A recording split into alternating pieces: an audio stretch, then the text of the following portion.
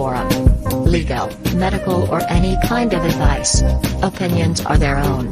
This broadcast contains foul language and dangerous ideas. If you need a trigger warning, you are in the wrong place. Now enjoy the show.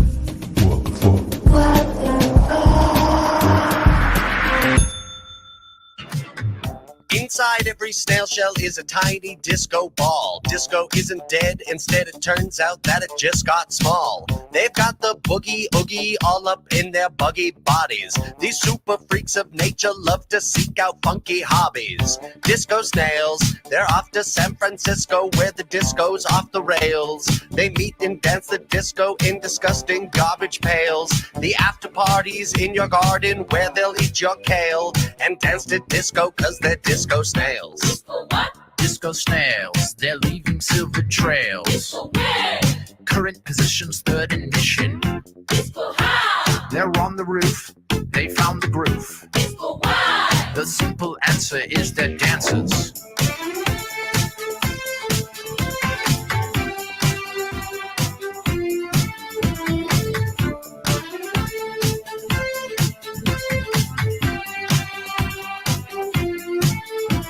There's traffic on the freeway, for the snails are on the loose. Watch your step, they're only 1 inch tall atop their platform shoes. They've got the smoothest groovy moves up in their buggy bodies. This downright funkadelic bunch have come to start the party.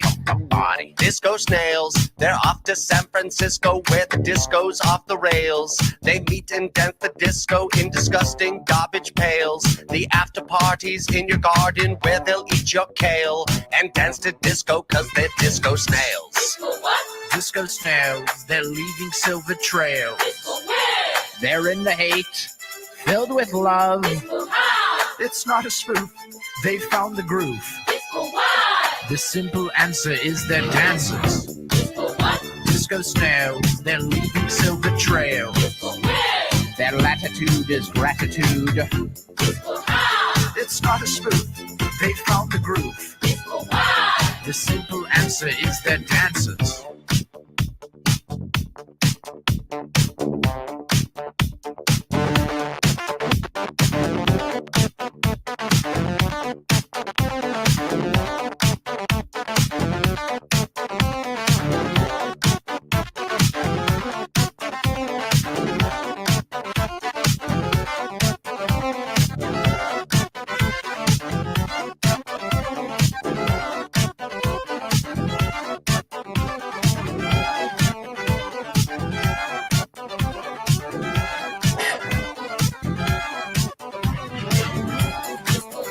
Disco snails, they're leaving silver trails.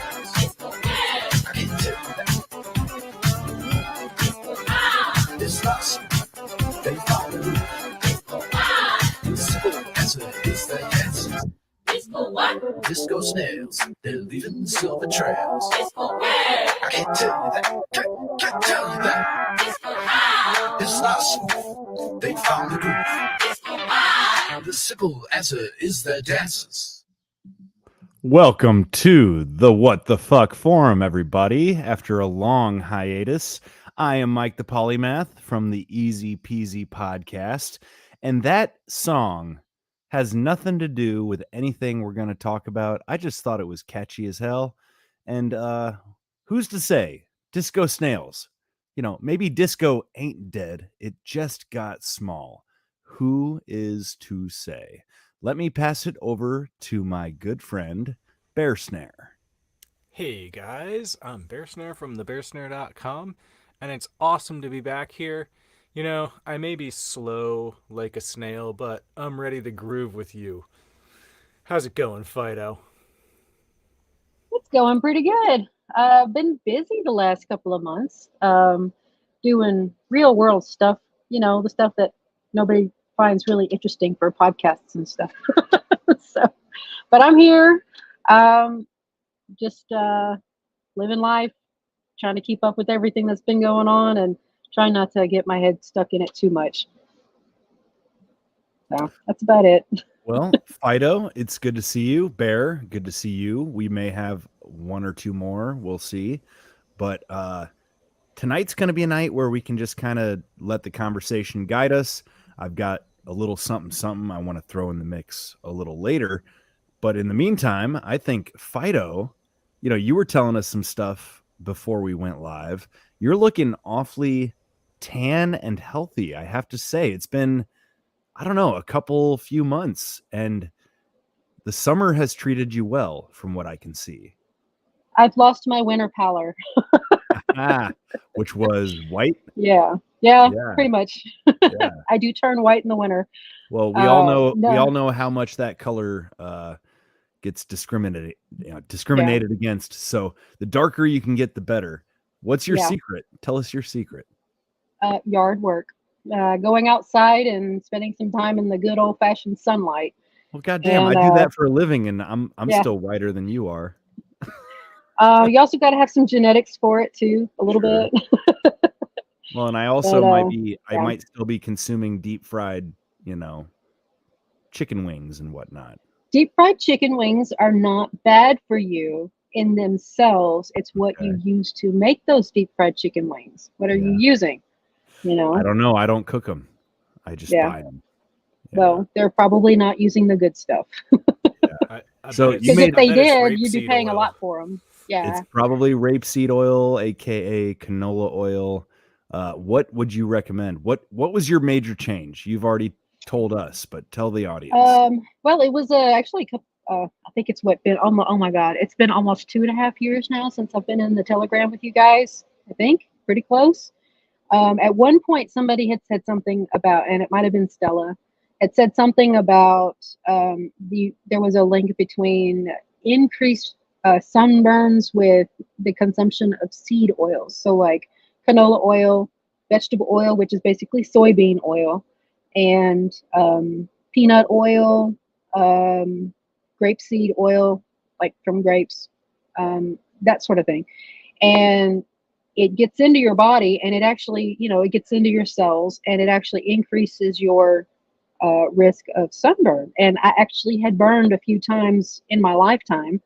It's not normal for me as in general because I am more of an olive complexion, but I have gotten sunburned before, and it's never fun. Nobody ever likes that. So whoever was it said to eliminate the seed oils out of your diet, you would reduce your risk of sunburn. And I was like, that's an easy enough experiment. So I just quit using canola oil, vegetable oil to cook with. I switched to olive oil and coconut oil because they are the more affordable of the alternatives. There's also avocado oil, which is more expensive than olive.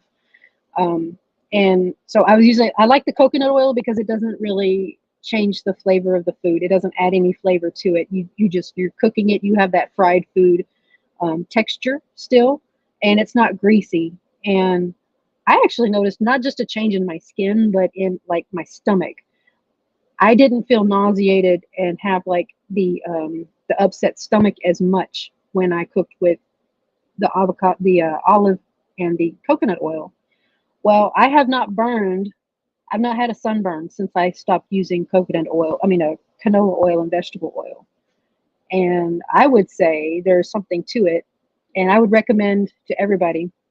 In fact, since I started back working at the doctor's office back in April, and I've made it my mission to tell every single person that comes in there who is talking about medications, talking about lab results, and there's discussion about whether to start them on medication for their cholesterol and things like that, or even just weight loss. People wanting to do things to help themselves lose weight. I tell them, you didn't get here overnight. This was something that happened over a period of time. And so you can't expect the solution to occur overnight as well. And it is habits that you have to form over time and stick with them. And that's going to give you the best results. And even if you don't lose like a ton of weight, you'll actually be healthier. And it's better to be healthy than to lose a bunch of weight, just for the sake of losing weight. And so I tell people what you can do. The things you can do are you can cut your white sugar intake by half. Don't eliminate it because it's next to impossible, and you're never going to stick with that. You're going to feel like a failure because you can't eliminate sugar out of your diet. It's in everything unless you cook the food the yourself. more you do cut it though, that and carbs, the more like shit you'll Right. feel when you do eat it, and then that makes you want to eat it less. I Yeah. mean, I had a brownie and some carbs yesterday because we went to families for dinner and it was being served, and man, that stuff is tasty sometimes. But on the way home, Yeah. both my wife and I are like, man, that didn't hit us well. It's like a rock in my Yeah. stomach. Yeah, You know? for sure. But Yeah, absolutely. I had actually, I reduced my white sugar intake, and you can actually live a pretty good life without sugar at all, if you have the willpower. But you have to get there. You can't just do it overnight. You take baby steps. I don't know, and I use the analogy of the movie What About Bob? Have any of y'all ever seen that movie? What About Bob? long Yep. time ago. Yep. Okay, so you remember Bill the Murray. part Bill where Murray, right? you remember the part in the beginning of the movie where he's talking to Richard Dreyfuss's character, the doctor, the psychiatrist, and he's like, "You got to take baby steps," and he's like, "Baby steps." So baby steps across the room, baby steps to the door, baby steps down the hall. So you got to take baby steps. Give yourself small, attainable goals and stick with that for a while, and then expand your goal a little more. So like, strive to cut your sugar intake in half. Strive to, well, actually, just as far as the seed oils go, just stop using them completely. Just get the coconut oil. Don't even go half. Just go straight to the coconut oil and the olive oil and just use those. The Don't seed make any oils other are diet hard, changes. man. That They stuff's are, in and mayo. That stuff's in it's in it's in everything. fish sticks. Yep. It's in so So much. Like if you buy it anything is. breaded, it's already But in there. It's in all the salad absolutely, dressing almost. there Like there's are one brand of salad dressing there I can are find that no. doesn't have it. Oh, yeah. I looked at the store the other day and I was looking for salad dressings. There is not a single salad dressing on the market right now in your regular local Walmart, well, especially in my Walmart. There's not. I've looked. I looked at every single label. In my local Walmart, there's not a single salad dressing on the shelf that does not have soybean oil in it or canola oil in it. Mhm. They all have those seed oils in them. So if you want to have a good quality dressing, you're going to have to learn to make it yourself and use it, and also those freshly made salad dressings, they're not going to last but maybe a week. And so that is going to be the that's like hard level. I wouldn't start there. I would start with what you're cooking with. So if you're cooking with canola oil, just switch it out for coconut oil. That's going to be the easiest thing, and that's super simple. Anybody can do that. And then try cutting your white sugar intake in by half. So whatever you would normally eat, just eat half of it. Don't, you got to make a decision. I'm only going to do half of it at this time. Did you know that one slice of pie tastes like the whole pie? So just eat half of the slice of pie. Don't eat the whole slice of pie. Don't eat the whole pie. Really just set yourself small attainable goals that you can achieve and go from there. And it's really about just getting started. And if you fall off the wagon, if you decide to go, eat some birthday cake with some friends or whatever, don't beat yourself up about it. It's about, learning how to, having the days where you can eat something like that, but don't like eat it every single day. And you feel I a had lot German better chocolate cake. overall. I had German chocolate cake the other day. It was my son's birthday, and that's what he wanted. So I made a German chocolate cake, and we all ate it. And I allow myself certain days of the month or the year, whatever, to have that, those quote unquote treats, those things that, hey, they do taste good. And just allow yourself to have some good times, but don't like keep doing it every single day. You gotta rein in it and give yourself some personal responsibilities. Like I'm responsible for this little one thing, and I'm gonna stick with that. So, well, we've yeah, got a new contributor, or an old contributor, depending on your perspective. What's up, Free and Poor? What's going on, man? Dude. It's been a while. Good to see you, man. Yeah, good to see you too, dude. So should I refrain from your first name? I always hesitate. I'm in a weird space right now, so I probably will. Okay, But we'll just call you FR. yeah, that'll No, work. that don't even work. F and P is what people F call and me P, usually. F and P. Yeah. So no, Free and Poor here. He was on probably the first 10 or 12 or 15 episodes of the forum. Yeah. While you were living up in Wisconsin, man, you've been all over the place. And Yeah. I've been following you on YouTube. You've been putting out videos and they're doing pretty good. Why Yeah. don't you know, I should shut the fuck up and just let you like make your own reintroduction here, because it has been quite some time. Yeah. Yeah, man. It's so I was up in Alaska actually. I was in Alaska What did I for say? What did I say? Wisconsin, but that's all right. It's Oh, both cold, dude, you know. I'm So I totally meant Alaska, but from my So- perspective, it might as well same difference. Like if I'm that Right. far north, I might as well be in Alaska. Yeah, Yeah, my so, bad. My bad. I'm Free and Poor. I run a YouTube channel about preparedness and basically like modern Minuteman type stuff. And I probably don't put out as much content as people would like, but it's done pretty well for me so far. So I like Mike said, I used to be on the podcast pretty consistently, and then once I moved back to the lower 48, things got a little rockier. So my scheduling was a little off, but yeah, I'm glad to be back, man. It's good to see you. It's good to be back here and be around some like-minded folks. Well, we're temporarily talking about seed oils, and I was going to share this quick little song.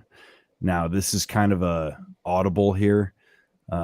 We still have yet to give Bear Snare his full introduction, but Bear, hang tight. This is a short one. I hope it's good.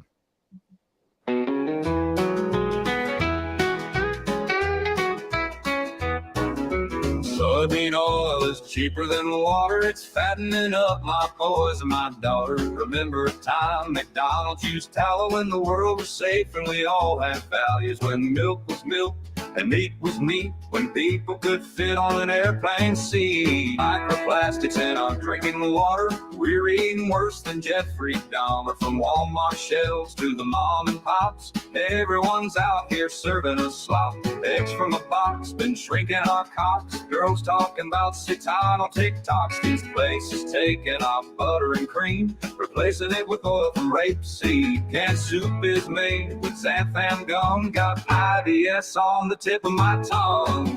Let's make the world a better place. Wipe seed oils off Mother Earth's face. Let's make the world a better place. Wipe seed oils off Mother Earth's face.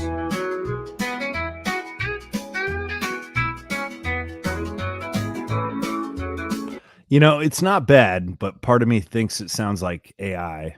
I am I had curious. the same thought. I was Yeah. gonna say I love the words, but I can't stand auto-tuned country. Auto-tuned country, it's kind of brutal. But Wyatt, oh goddamn, shit, I fucked up, bro. My It's all bad. good. It's all good, dude. Free and poor, free and poor, free and poor. There you go. Are you off the seed oils? Yeah, so I was kind of listening in before I tuned in, and somebody mentioned, it's kind of like impossible to completely avoid everything, all seed oils, all sugars, all that. But what we can do as, regular people, especially with limited budgets and stuff, is just cut down as much as possible.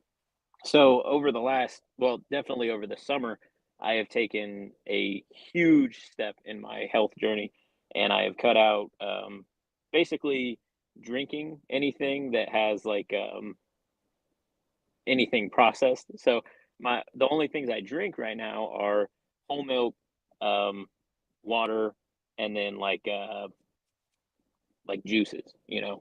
So just in removing that sugar, I've lost like 20 pounds or something like that, and that's a huge deal for me, especially because last year I was kind of having some heart issues. So and I wasn't particularly like a huge guy to begin with, but it just shows that like the complacent diet in like especially like the first world kind of puts strain on even like relatively healthy people. So seed oils, I definitely started cooking at home more.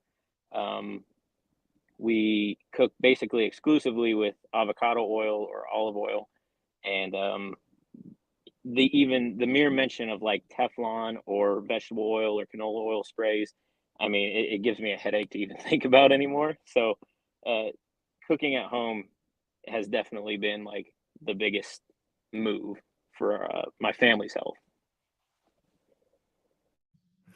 You know, I've tried to just start like ordering grilled instead of fried and like shit like that. I'm not good about it, but it's a thing, man. Like I think we're starting to realize just how fucked up our food is. I always harp on that, but I do want to give Bear a chance here. Anything new in your neck of the woods there, Bear? You're up in Amish country. I mean, what's happening in the I Great mean, Lakes? Yeah.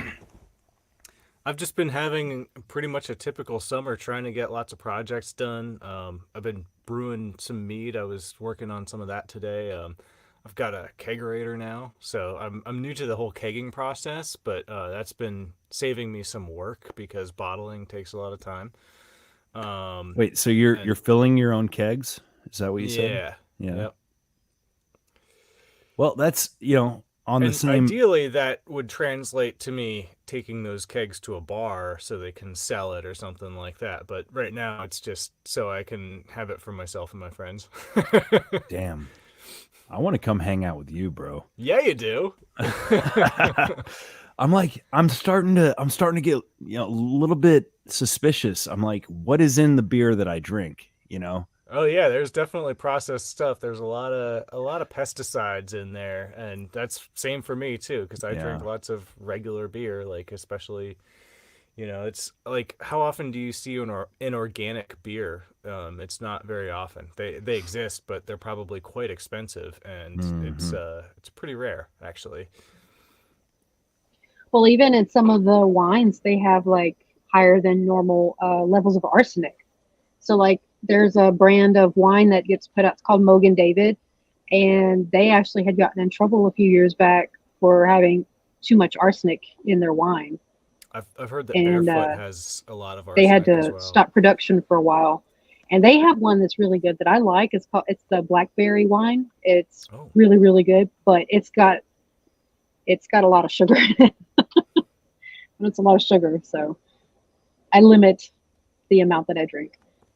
But back to the seed oil discussion, I do want to say one thing. There was a study that was done. I can't remember exactly when, and I'll see if I can find the link so you can add it to the show notes. But they were studying a large group of people. It was a couple thousand people, I believe, and it was over a very long time. This was a years long study, and they had one group of people that was eating a predominantly fast food diet, and they had the other group was eating a predominantly whole food diet, like fruits and vegetables, cooking at home, that sort of thing. And they were watching not just their lab results, their blood work and everything, but their overall food consumption. And what they found was the people that were eating the fast foods, the stuff that's seed oil cooked foods, they ate on average twice as much food as the people who ate whole foods, regular fruits and vegetables cooked at home kind of meals. They ate twice as much, and the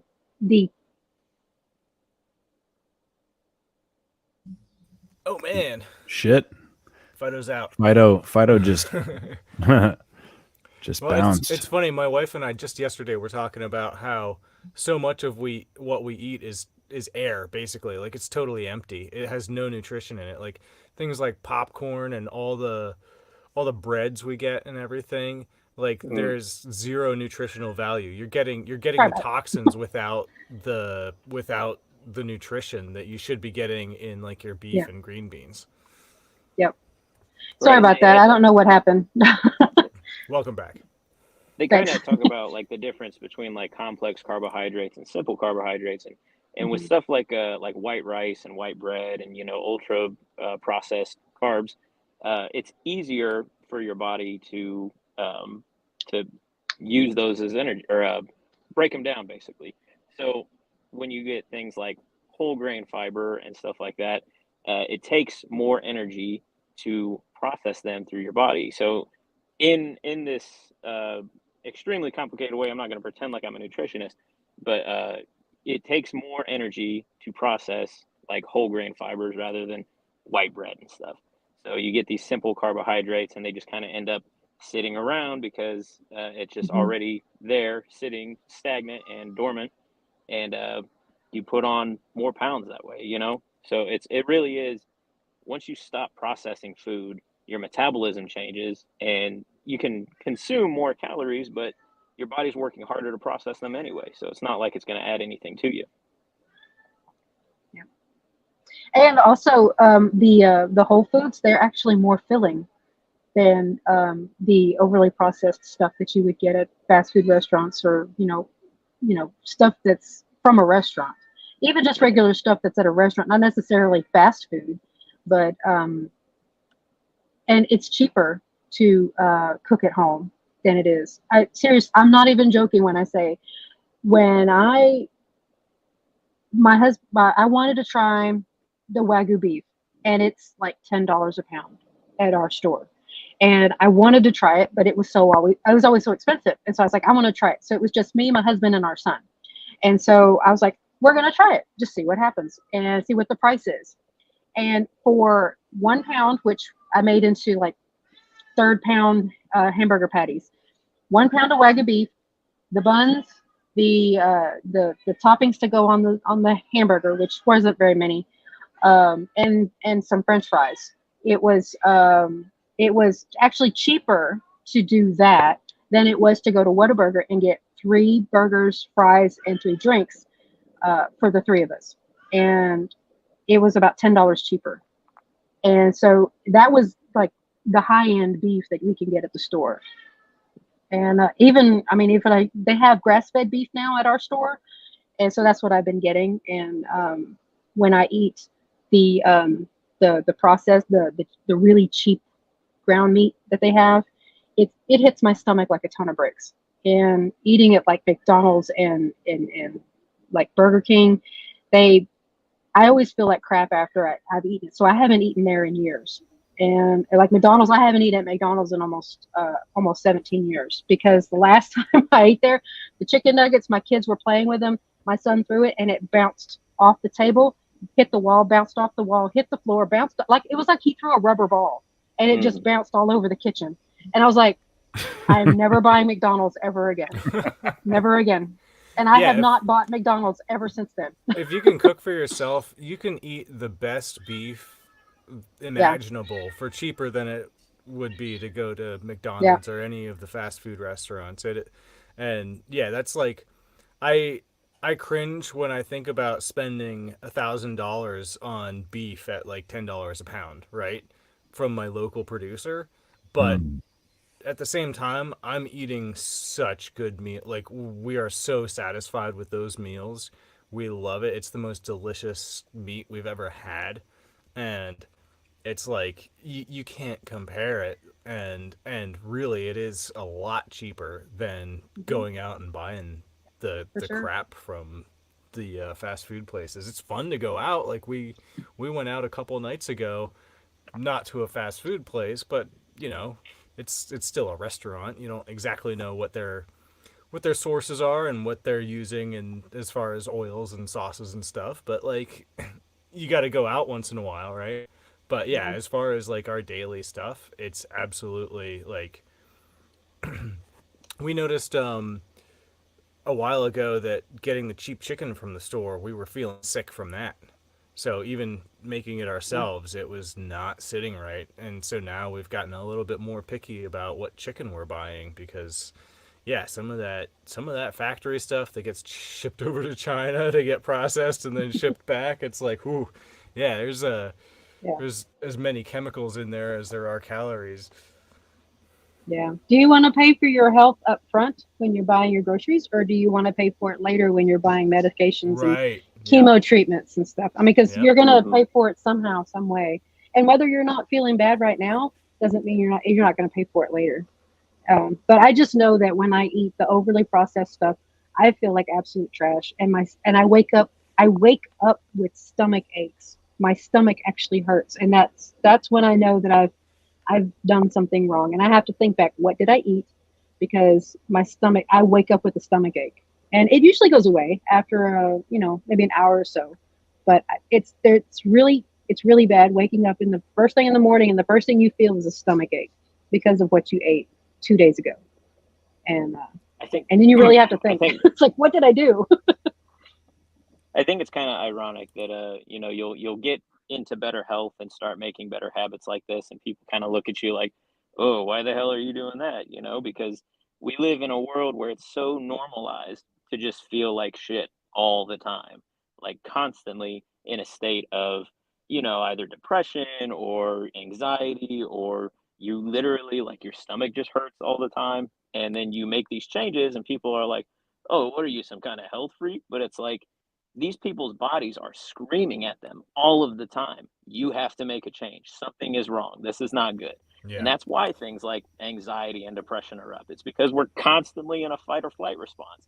So once you make those changes and things baseline a little bit, you can actually start listening to your body. It's like you were saying earlier, Barrison, like you will literally just feel it. You'll taste things differently. When you eat something chemically processed, you're like, this tastes like chemicals. It's madness. Yeah, honestly, like one of the best, most immediate like surges of energy that I ever had was when I got a deer, and I had dressed it out in the field, but then I brought it back to the house, and first thing I did was cut out the tenderloins and give them to my buddy, and I told him, put them in a frying pan with some butter and some garlic. And so he did that. And then as I'm continuing to like butcher the deer, I'm chewing on this tenderloin, and it was just like, it's tiring doing the whole going out and dragging a deer in from the woods thing. And I got this surge of energy that was crazy. It was so delicious and so just like invigorating. It was so soon that I felt just replenished. Oh yeah. And there's absolutely, I think, especially with like hunting and gathering and stuff, I think there's like a primal, like ancestral like chord that gets struck within like your mind, right? Because you go out there and you actually bring down your food, your sustenance. You worked for it. It's not quite this this bastardized version of like slaving away at work all day so you can go to Walmart and buy this pound of ground beef that you can squeeze out like a sponge. It's nowhere near the same thing, So self-sustenance, not even just in like an agricultural sense. I think it's like there's something almost like to a spiritual level about going out and getting that food. Yeah. Oh, if you want something that's really going to cook your noodle later, think about this. the way this reality, our universe, however you want to describe it, was created, the way it started and the way it progressed, everything that has ever happened in a way to where you were in that particular moment with that particular deer, eating that particular meat at that particular moment. And you think about how certain things that have happened in the past, if they had happened any different, you probably would not have been standing there at that particular moment with that animal or that thing, whatever it is that you're doing. Even right now, even this conversation that we're having, had things happened any other way, we probably wouldn't be sitting here right now having this conversation. Butterfly effect, crazy stuff. And it's everything that you do. It's everything. It's all related. As usual, I don't care to talk about current events any more than to where it's like interesting or useful. We could talk about a million things that have happened since the forum got together, right? Because the news cycle keeps spinning round and round and round. We had the attempted assassination. We had the Republican convention. We've had everything.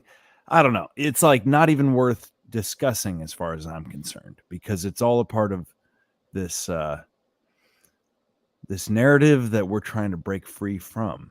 And somebody made a reference to this movie just a moment ago, and I didn't realize that The Matrix and Terminator were both written by the same person, and that this person is a black woman. I didn't know this.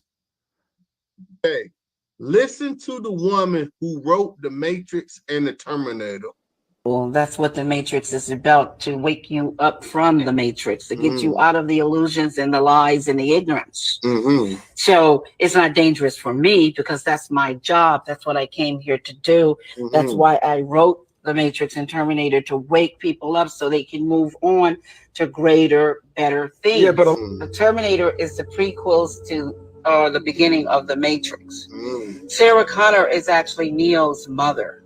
So JC, John Connors, Jesus Christ, grows up to be Neo, one and the same in The Matrix. The Matrix is in the future. The Terminator is the past. It's time travel, past, present, and future time travel. It's the second coming of the Christ, the evolutions of consciousness, man versus the machine. So the machines, the Terminator machines, hear that a child is going to be born that's going to terminate them in the future when they oppress man. So see, it's a man versus the machine. It's God's children versus man's children, which was technology. All right, I know, abrupt ending. What she was saying, but wasn't it two brothers who wrote The Matrix? Yeah, so is that Nope. nonsense, or is that? No, they wrote the screenplay for the movie. They didn't write the movie. They didn't write the whole story. They created the movie based off of she the wrote story. the original story. She wrote, and it's interesting that I've never heard of this person until just now. I didn't know that she wrote that, but that's what I'm understanding this to be, because it's their production of her story. And interestingly enough, if you're paying, and I noticed this when the movie first came out, I noticed the biblical overtones of that movie when it first came out. You know, and one of the dead giveaways was the Nebuchadnezzar, the name of the ship. That was the king he was a king in the Bible. And then you pay attention to that, and then you start seeing all the other things that come out. And then if you watched all of the Matrix movies, you see the correlation between the biblical version and the movie version. You see the overlap. And interestingly enough, the last movie was the one that I think a lot of people didn't really pay attention to, and it was really the one that they should have paid attention to. It was the one that tied all of it together and made all of it make sense. I did not watch the last one. You should go. Actually, if you haven't watched the last one, watch all of them together to refresh your memory, and you think about the biblical context of the second coming of Christ and the battle of evil versus good, and you watch the movies in that context, in that perspective, and it'll all make sense. Everything will pop out to you. And interestingly, I don't know, do y'all remember when they came out with the reboot, the Matrix reboot, the one they did just a few years ago, and they made it like about the trans agenda? And yeah, we watched it, and I was like, this whole thing is bullshit. It's like they have co-opted the entire story of the Matrix and turned it into the trans agenda, which is exactly, they couldn't come up with their own story. It's like the inverse of what the original thing was supposed to be, kind of. Exactly. Right? And they only did it because one of the Wachowski brothers is now a sister. She's trans now. Well, he's trans I've now. never seen their faces, so I thought maybe that lady that we just saw was one of them. No. No, but that's what that reboot was about. They were taking the story of the Matrix and turning it into the trans agenda. And I hate the fact that they've got Keanu Reeves all wrapped up in this, because he really doesn't seem like the kind of guy who would get wrapped up in politics. And yet he's allowed himself to become enmeshed with all of that. Not only him, but Neil Patrick Harris. He's also I knew he was gay, but it's really disappointing to see, because I've liked him as an actor, and to see him get himself entangled. He's a hilarious actor. He's really, really good. But to see see him get himself entangled up in all the political aspect of it all. It's really disappointing, and I really hate that because it kind of ruins him for me, and as an actor, and I really don't want to care to see anything else that he does because of his association with that. But yeah, they take, like James Evan Pilato on Media Monarchy always likes to say, they take away the real and they give you back the fake. And in this case, they take the fake and twist it and give it back to you as something else entirely. And yeah, it's a bunch of bullshit. They steal the real and sell you the fake. That's what it meant. Yeah, you steal the real and sell you the fake, and they make you pay for it. That's the thing. That's the kicker. They make you pay for it. I did really like what that lady said about man being the children of God, and then technology being the children of man. Like, that is an interesting.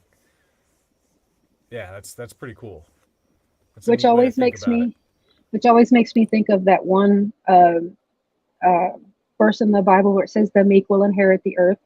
What if it means humanity has because you think about, like with the Neuralink and all of the brain computer interface things that they're wanting to do to make humans more efficient and more and faster, quote unquote, better, faster, stronger, trying to quote unquote improve humanity, and it's really just taking more of their humanity away from them. And in what the future they're proposing is that all humans will have these chips in them, these interfaces in them, these ability to do things that humans can't do. And then I read that passage in a different light where it says the meek will inherit the earth. Well, what does meek mean? And if you look up the meaning of the word meek, it means docile. It means, and in some contexts you could say less intelligent. But if you have like a whole group of people who are basically cyborgs, humans are going to seem less intellectual than the cyborgs. They're not going to be able to process information as fast as a cyborg. They would be the meek. And so this story it's already reached its end. We're just waiting to get there. We already know how all of this ends. And that's the only thing that gives me hope for the future, is that I know who wins this battle, this overall battle for the world and everything, and the spirit of mankind. I already know who wins. It's just a matter of watching them try to convince people that the decision hasn't already been made, that the battle hasn't been decided. And there's a lot of people that are taken in by that, and they're lost and confused. And the God I serve is not the author of confusion. He gives you hope for a future and for prosperity and to do well and to be well. And if you're confused and anxious, that ain't from God. And I can see it, and I want to explain it to people, and I sound crazy when I do. So I thank God for you guys. If you're crazy, we're all crazy. You're like the least crazy amongst us, if anything. But you mentioned the Nebuchadnezzar, the king.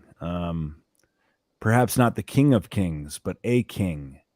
And I wanted to throw a king into the ring, if you'll pardon the rhyme here. But have y'all heard about the Sky King? Perhaps not.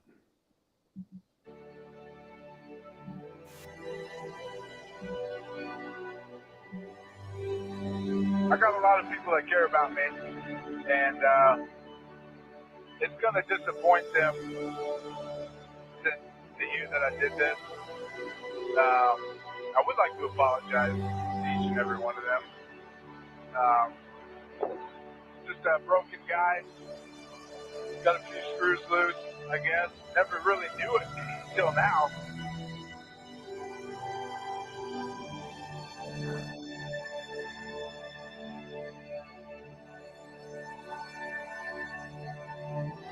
I'm down to 2,100. I started like 30-something. Rich, you said you're at 2,100 pounds of fuel left? Yeah, not quite ready to bring it down just yet, but holy smokes, I gotta stop looking at the fuel because it's going down quick.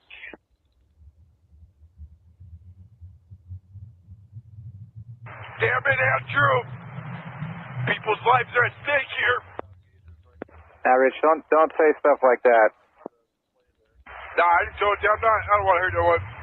I just want you to whisper sweet nothings into my ear. Nah, everything's peachy clean. Just did a little circle around Rainier. It's beautiful. I think I got some gas to go check out the Olympics. And yeah.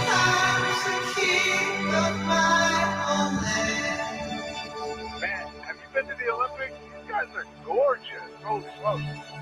Facing tempest and dust, I'll fight until the end. Yeah, I have been out there. It's always a nice drive. Creatures of my dreams raise up and dance with me. I think I'm going to try to do a barrel roll. And if that goes good, I'm just going to nose down and call it a night. Now and forever, I'm okay.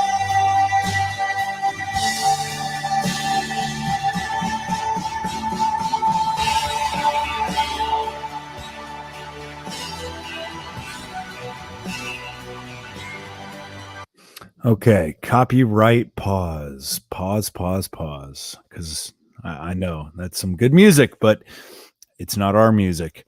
That was For M83, and they're awesome. Fido, Say you might again? know them. That was M83, the music. Is it? Okay. Yeah. I thought it was maybe like Explosions in the Sky or something. I couldn't put my finger on it. But for those that are listening, what we're seeing right now, and I know I'm throwing this at you with little context, but I'll give you more as we go. We're watching a twin propeller aircraft perform a barrel roll. And the person that you hear on the radio transmission is a person who hijacked this aircraft and had never flown before. And the story of Sky King is a rather sad story, I got to tell you. Have I jarred your memories at all yet? Or I don't think I've heard of this one. I think I have. It sounds vaguely familiar, but I don't remember the name of it. I just remember I remember there being a story about a guy who hijacked an airplane and was flying it around who didn't have a pilot's license or anything. Yeah. Bear? I'm remembering D. Cooper, but that was more of like a heist than a hijacking. He didn't D.B. hijack Cooper. the plane. Yeah.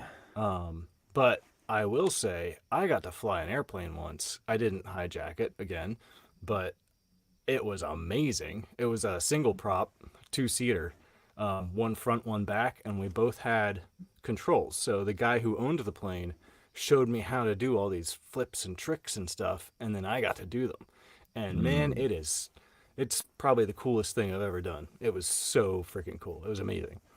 Like that is the experience right there. And it's freeing. You can go wherever you want in 3 dimensions, and that's not something you can in a car. You have to follow the road, Yeah. And in a boat, you can go kind of wherever you want, but in 2 dimensions. Yeah. Planes are different. Yeah. So you were your own Sky King for a moment. For a moment, yep. And that's kind of the point of this story. Unfortunately, we lost Free and Poor. He had to run. He's got a family. He's got kids. So who knows? He had to jump out real quick. So yeah, always good to see him though. He's a good dude. And anyways, let me play the rest of this clip before I jump into the next. But any thoughts before I do? Okay. I'm good. Go ahead.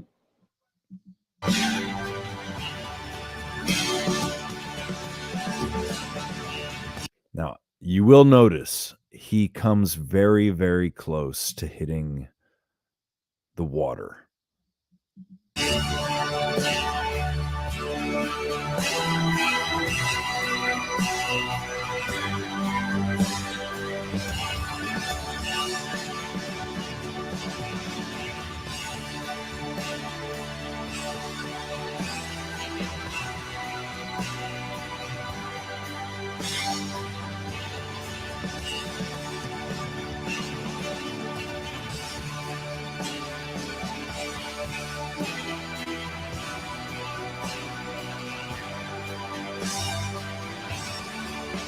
All right. Damn it. I don't know, man. I don't know. I don't want to. I was kind of hoping that was going to be it, you know? But, yeah, I wouldn't know how to land it. I wasn't really planning on landing it.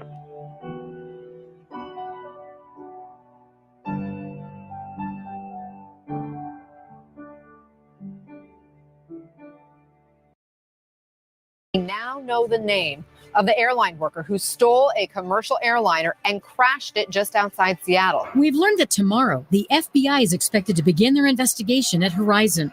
Workers have been briefed that agents will be recreating the scene there, trying to piece together what took place on the ground before Russell maneuvered the plane into the air. It was a night when Western Washington was transfixed to the sky. What the hell is this guy doing? People caught off guard brought out their cell phones and recorded a low-flying plane. The plane flying loops. A ground crewman with Horizon, I guess. As websites recorded air traffic controllers trying to figure out who was flying the plane and how to get him to land. Man, I'm sorry about this. I hope this doesn't ruin your day. Just flying the plane around, you seem comfortable with that? Oh, hell yeah, it's a blast, man. I played video games before, so I know what I'm doing a little bit. Richard Russell, 28 years old, was a ramp agent for Horizon Air, part of Alaska Airlines. One thing the FBI gives us is a timeline. At 7:15 that night, he arrives with a tow vehicle at Cargo 1 at the far north end of the airfield. 7:19, he climbs inside the Horizon Air Q400 and starts it 3 minutes later. 7:27, he exits the running plane and uses that tow vehicle to turn the plane toward the runways. A minute later, he's back inside. At 7:32, the aircraft begins to move. And air traffic controllers quickly realize something's wrong, demanding that the pilot of the plane, also known as a Dash 8, respond. Move the aircraft on runway 16 center. He's flying out of the cargo area. You need to call and scramble now. In 1 minute, the Q400 is in the air. And there's more of the conversations with air traffic controllers.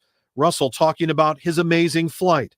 Then an hour and 13 minutes after he takes off, he crashes it on sparsely populated Ketron Island. The FBI says the crash was deliberate, saying, quote, if the pilot had wanted to avoid impact with the ground, he had time and energy to pull the column back, raise the nose, and initiate a climb. Instead, the column remained in a position forward of neutral and moved forward about 6 seconds prior to the end of the FDR data, referring to the flight data recorder. It is the FBI's job to look at crimes, and investigators concluded Russell had no help. There were no co-conspirators. But what we don't know is how this night started out. What was his state of mind? Was this a joyride, certain to end in jail, or one final exhilarating ride before taking his own life?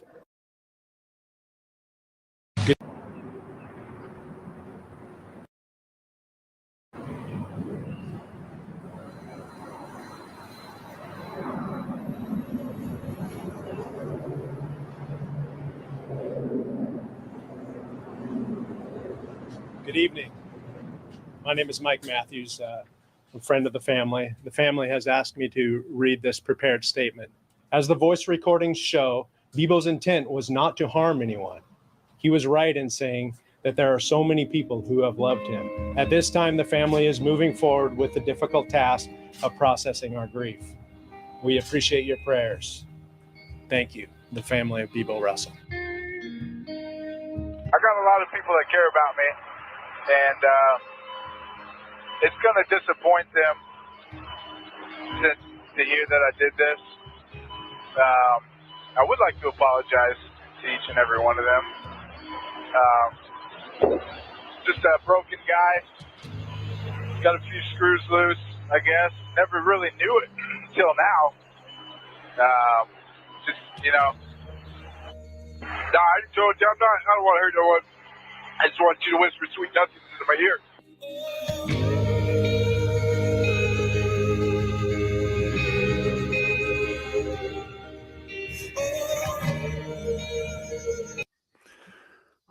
Okay, pausing. So it reads, on August 10th, 2018, a small passenger aircraft was stolen at the Seattle Tacoma Airport by Richard quote unquote Bebo Russell. Russell, a 29-year-old ground service agent with Horizon Airlines, managed to successfully take off in the aircraft. What follows are excerpts from the air traffic control recording during Russell's brief flight. Hey, you think if I land this successfully, Alaska will give me a job as a pilot? I think they would give you a job of doing anything if you could pull this off. Yeah, right. What we want to see is you not get hurt or anybody else get hurt. So like I said, if you want to try to land, that's probably the best place to go. A couple hours, I guess. But, yeah, I wouldn't know how to land it. I wasn't really planning on landing it. All right, yeah, I just kind of want to do a couple maneuvers, see what it can do before I put it down, you know? I'm sorry, say that again? Sorry, my bike came off. I threw up a little bit.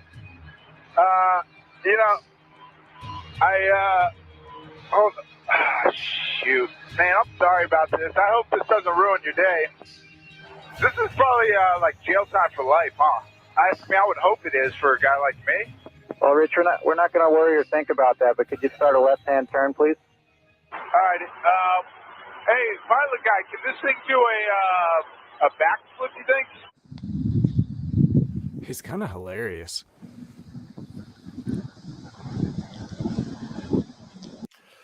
Yeah, I agree, Bear. He's a funny cat. We've had a couple of interesting comments here. So Hypo Drake says, dude just didn't give an F anymore. And I agree. He kind of, I don't know, he decided, fuck it. And it's sad. This is not a happy tale. I warned you. Droid Tab says, I wish I could have listened to Bebo and see if I or someone I know could have helped him. Lost potential. Very sad. I am filled with empathy for Richard. Well said.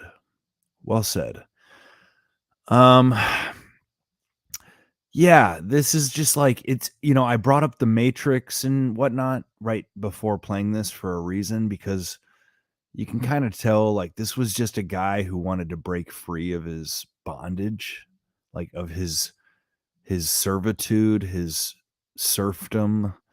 He even refers throughout the recording at certain points to the fact that he was, a college grad that was making minimum wage, throwing bags onto an airplane, and he just resented like everything about it. And it's sad. It's sad because he seems like he would have been a fun guy to hang out with. He seems like he would have fit in on the forum. It's kind of sad to say it that way, but indeed. I mean, he seemed like a good dude, Any thoughts? Did a really dumb thing, and that dumb thing had major consequences. Yeah, and I am going to bring in the perspective of a psychologist here in a moment, but I want to kind of finish this out. Any thoughts, though, at this point? Like, I don't know. It's a fascinating story. I kind it's of want to get wild story. Find out what happens. Yeah. Well, like I said, it doesn't end good.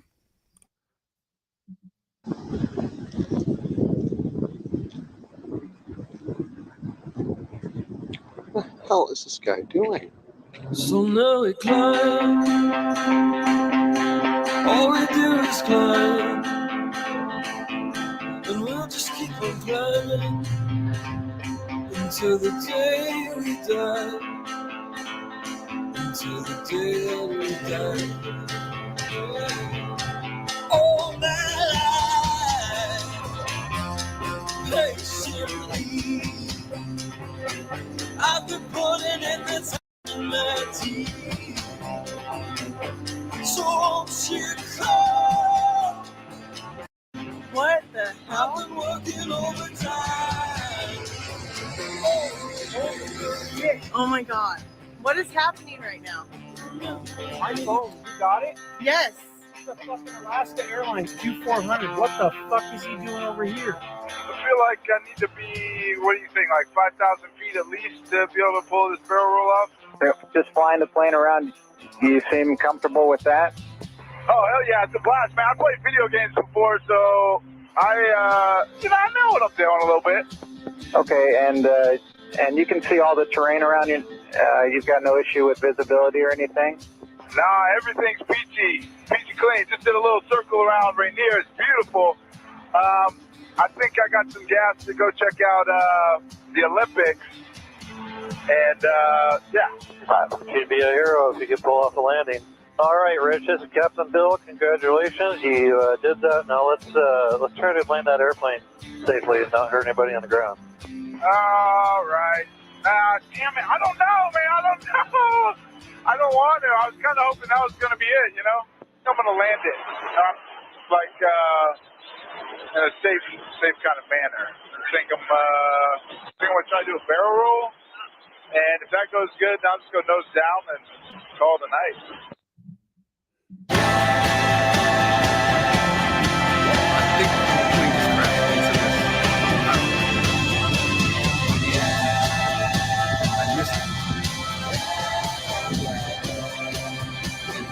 I said, oh my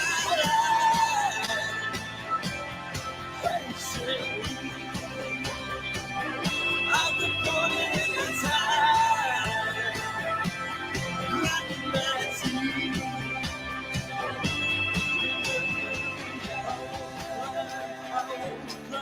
Oh man, those guys will rough me up if I tried landing there. I think I might mess something up there too. I wouldn't want to do that. Hopefully, they probably got anti-aircraft. No, they don't have any of that stuff. We're just trying to find a place for you to land safely.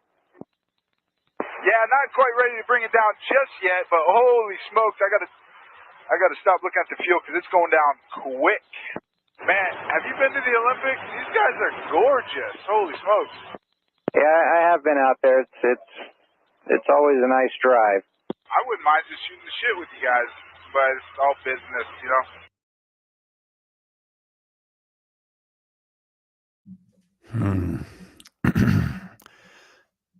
Yeah, like he seemed like he was just a sad guy, but he had a hell of a time before he crashed that airplane and died. He probably had a fantasy of flying a real airplane, and he somehow knew how it would end, but he just had to do it anyway. Mm-hmm. It seems like he maybe could have landed it if he had even tried harder. If he had just it wasn't part of his fantasy. No, he didn't want to go to jail, I guess. Even though, like, he would have been a legend, a living legend. But then again, like, yeah, that's not, shouldn't glorify a hijacker. But, I just can't help but the way the air traffic control handled it. Yeah. When actually there was a scrambled, a couple of them, I believe, scrambled like military jets, fighter jets that were like accompanying him for a while, and they were talking to him because he eventually lost contact with the control tower. The frequency ran out, and you can actually listen to the entire transcription or the entire conversation, I guess I'll say. It's like over an hour he was in the air, like an hour and a half, I want to say, 90 some minutes. But yeah, he seemed like a funny guy, right? Like, and I'll play this next video. Supposedly people in their last minutes, when they've already decided to commit suicide, they often kind of relax in a paradoxical, kind of way, because they know the end is near, which is sad. Again, God, I don't mean to be a bummer, but like, to me, this was a major what the fuck. And I'd rather talk about this than like Donald Trump, personally. Just me. I was going to say the Olympics were mentioned a bunch in that. Yeah. Well, the Olympic mountains, but yeah. Yeah. I find it interesting that he acknowledged that he had people in his life that cared about him, and he understood that people would be very upset and sad that if he were to not be around anymore. And so I think it really shows that people who are suicidal, they don't always look like common suicidal people.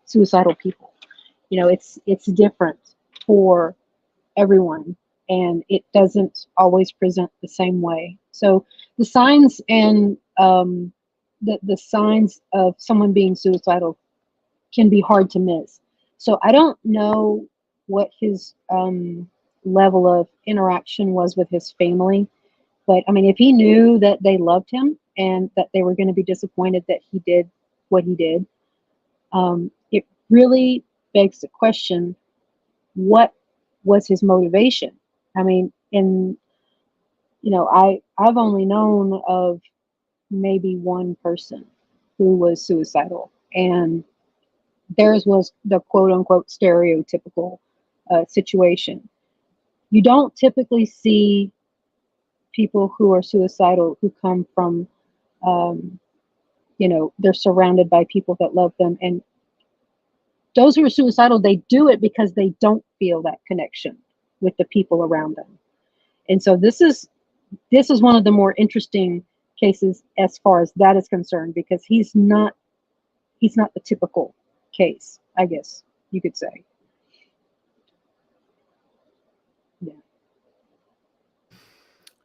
Yeah. I've actually had two friends who attempted suicide, and you never expect it. But right. Let me throw this. Do you guys not know anyone personally who committed suicide? I know like 5 people. I don't know anyone personally who has succeeded. I'll put it that way. Okay. Yeah. I know someone who was attempted, actually, but they unfortunately never. had They to be didn't. witness to a fake one, like maybe an attention grab or something, But it was a kid who was diabetic, so he over-injected his insulin, and then we had to call the ambulance. And he had I done will it, say like, this. once or twice before. I will say this, as far as suicide, if anybody listening or watching this, if you feel suicidal, if you feel like you would want to do something to yourself, please reach out to somebody and say something. Don't keep it to yourself, because it's that feeling of detachment. It's that feeling of not being heard or seen that makes it worse. And it's not always that you aren't seen and you're not heard. Like this guy, he probably, if he'd have said something to one of his friends or his family members who he knows cares about him, they would have tried to help him. They would have done something. They wouldn't have just let him do what he did. So just because you don't feel like there's somebody or that there's anybody that cares, that doesn't mean that there isn't somebody who cares. It's all about perspective. And so that's just what I would want to share with the world. Don't let those feelings of rejection and failure override your common sense, because deep down you know that there are people that care, and you're doing this for some reason other than, I don't know. It's it's hard. It's hard. This life is hard, and it doesn't get better if you remove yourself from it. It will never get better. The only way it gets better is if you stay in here with us and you work towards it and let people help you.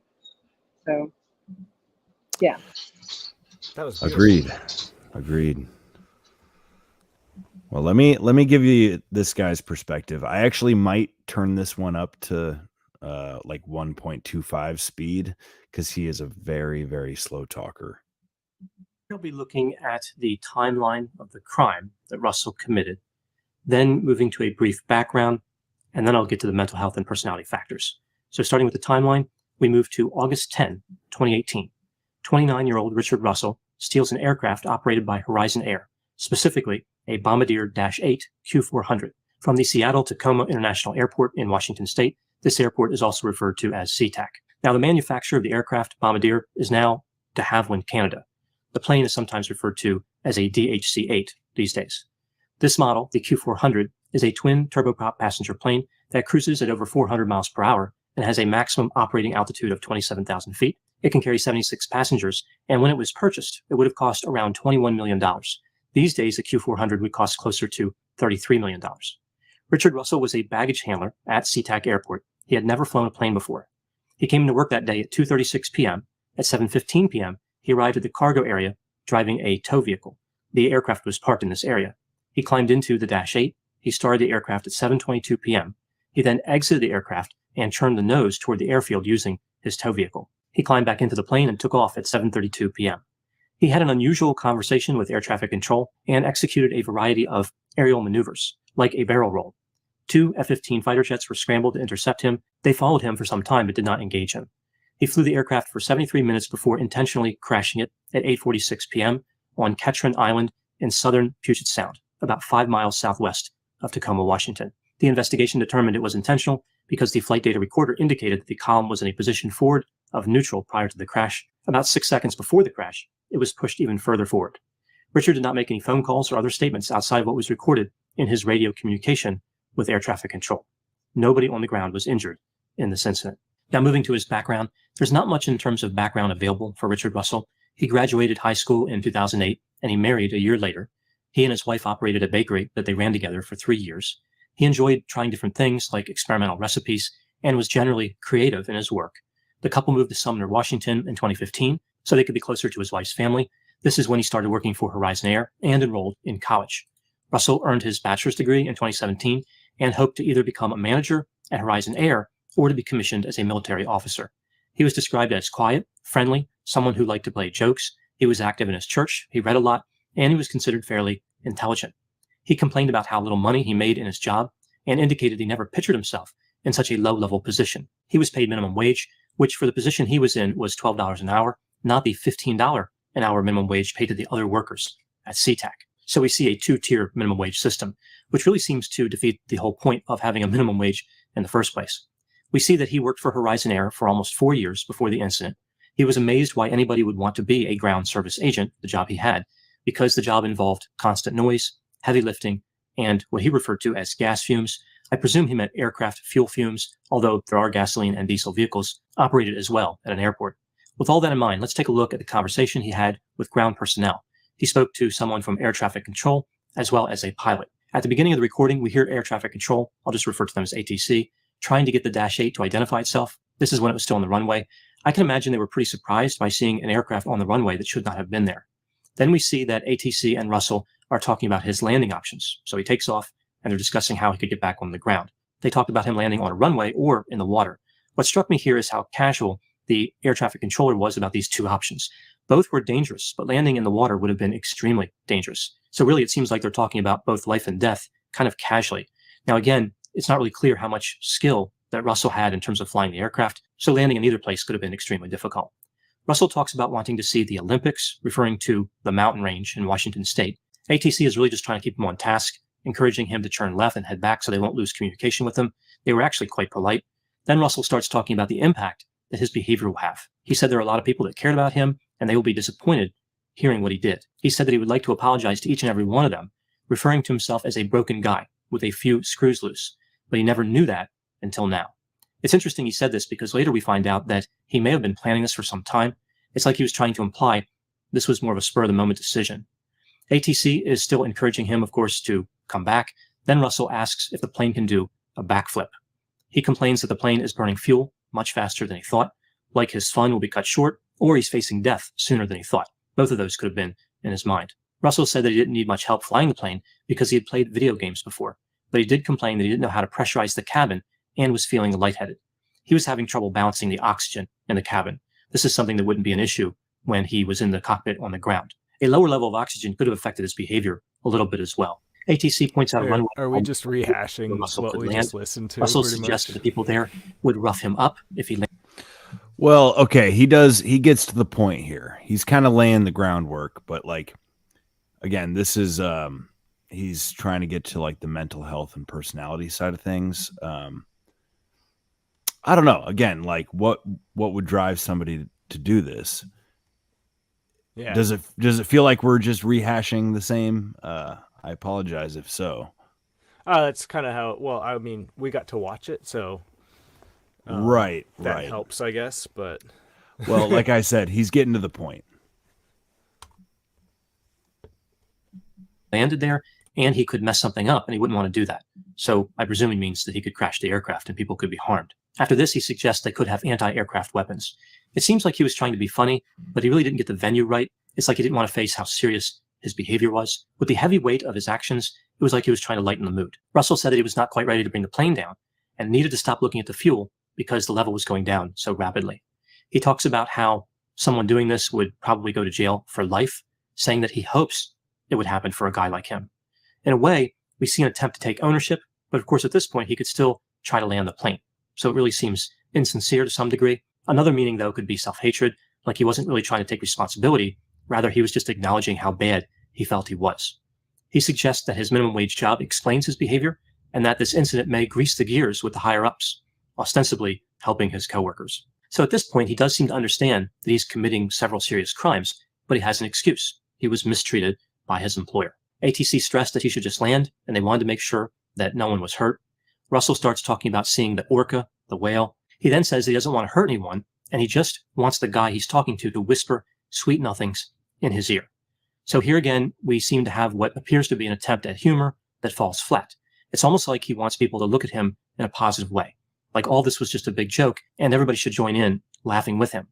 Then he asks if he can land this plane, would they give him a job as a pilot? ATC told him that he would get a job doing anything if he could pull that off.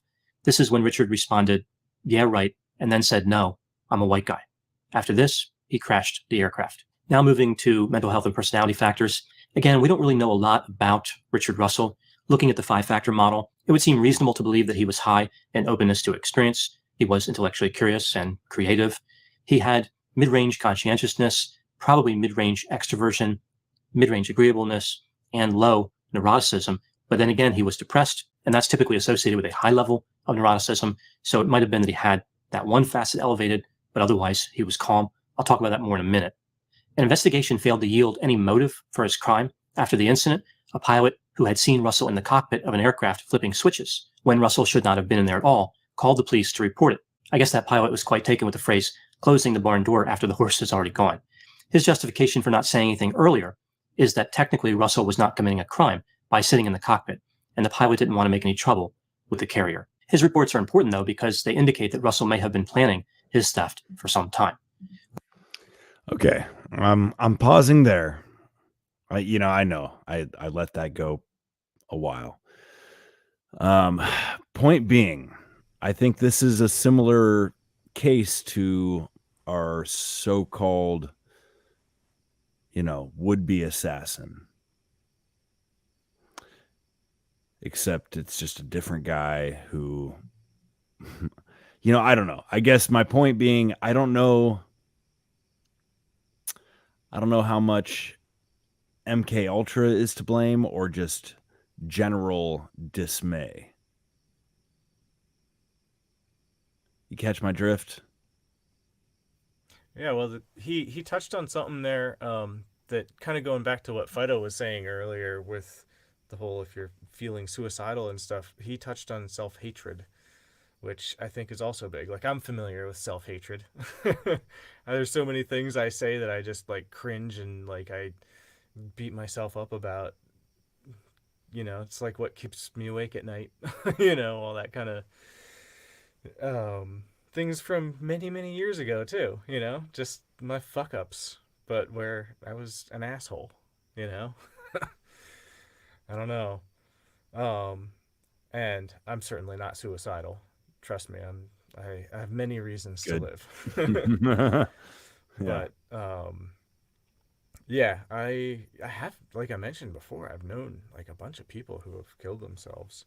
Yeah. It's kind of weird. A few Well, high school friends and stuff. It's a totally unnatural phenomenon, it's something. I hate to say it. I guess this episode is what the fuck is up with suicide? Because it shouldn't happen. People in a good situation don't do that.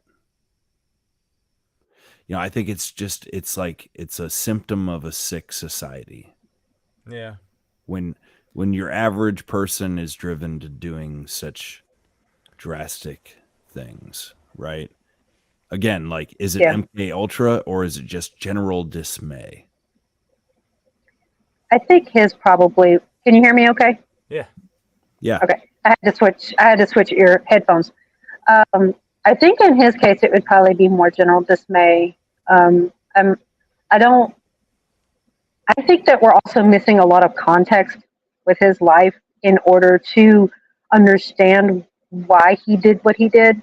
There's a lot of personal context related to him directly and his interactions with people that we're not seeing, that we're not going to see, that would give a more clear explanation as to his behavior and why he did what he did. People don't just go kill themselves for no reason. There's usually a reason. And whether it's something that they perceive or it is something that is real, something that is actually happening to them.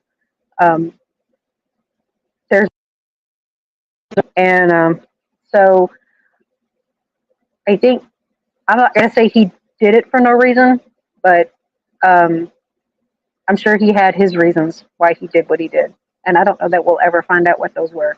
And it's really sad because his reasons could actually help other people identify that in other people that are exhibiting the same behaviors and help prevent other people from doing the same thing.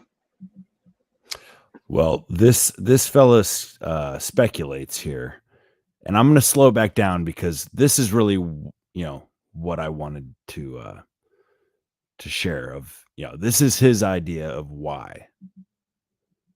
With no concrete evidence about his motivation, we see a lot of speculation. Many people have found some type of meaning and even elegance in Russell's actions, honoring him with the name Sky King. One of the main theories about his motivation is that he was having some type of existential crisis.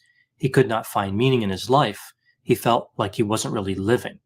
His actions have become a commentary on modern society and how sensation seekers really have nowhere to go anymore. Every job is highly structured and boring. There are no more true adventures to be had. His theft of a $21 million aircraft and the fact that he endangered people seems to be forgiven quite quickly by many. He's become kind of a folk hero. I don't think Russell is a hero by any stretch, but I think that the existential crisis piece could be part of the puzzle. There's no way to know what's going on exactly, but when looking at everything, including the discussion with air traffic control, it seems as though he was depressed. If this was the case, he hit it quite well from just about everybody who interacted with him. Nobody suspected he was depressed. This is actually not terribly unusual for people who are depressed. What is unusual would be stealing an aircraft and crashing it. Perhaps due to symptoms of depression, he wanted to take one last shot at feeling good, doing something that no one else has done before, doing something that would be the highlight of his life, making him remembered forever, and giving some type of purpose to his existence. Now, about his complaints with the amount of money he made, it's not clear if this is really something that led to his death. I believe he was upset about that, but a lot of people are upset about their working conditions. It seems like Russell just felt like a failure in life. He had a college degree and was working for minimum wage, which is actually not that unusual. Even with all these stressors and other possible explanations, it seems pretty clear that Russell's main mission in doing this was to end his life. He didn't want to harm anyone else, so it really doesn't seem to be about anger or rage, although perhaps he took some satisfaction in destroying an extremely expensive piece of equipment that belonged to his employer. Assuming the aircraft cost $21 million when it was new, in order for Russell to have paid for that, he would have had to work for 24 hours a day, 7 days a week, for 200 years, and paid no taxes and have no expenses whatsoever. That's not including other costs like the cleanup, the investigation, the cost of sending the F-15s out to intercept the airplane, the disrupted air travel. So his foolish behavior had a negative financial impact on a lot of people. Many people have said that this was really no big deal. He just took an airplane. It's not like he took the space shuttle or something. What he did was no different than stealing a car. Well, I can see this argument, but it was more like stealing $850 and 40 cars, assuming the price of each car was $25,000. If there was a car thief loose in a particular community and they stole 5 cars, people would be upset. If they stole 25 cars, people would be outraged. Yet if they took 840 cars, people would be pleased and turn the car thief into a hero. It's like the stealing your way to fame method of gaining celebrity status. I don't think that's a real thing. Now, others have said the situation is different. All right, pausing there because this is where the connection comes for me. Like, I think the stealing your way to fame, like, this is what connects this guy, who I actually want to like, with all of the mass shooters. You know, the difference is he didn't want to hurt people.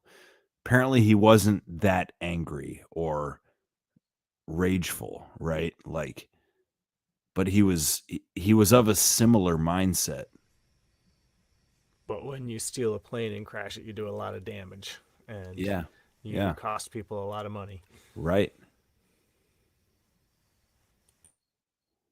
and probably kill other people. Maybe, I don't know. Like they said, he landed on he crashed on an island or something. Yeah, yeah. Crashed on an island in the Puget Sound. So, yeah, for some reason I imagined, knowing that he was going to crash it, I thought he would go for a body of water. Well, he did. Oh. He managed to hit an island, but I believe he was going for the water. Yeah. Based on, like, I watched a lot of, like, by the time he crashed, it was pretty dark, so there wasn't a lot of footage, but there were, like, recreations, 3D renderings, and yeah, it was like he was intentionally trying to crash into the Puget Sound, just so happened he, hit land. Damn.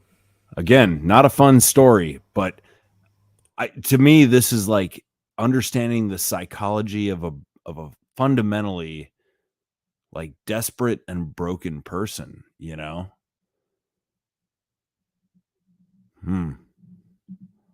Because he died.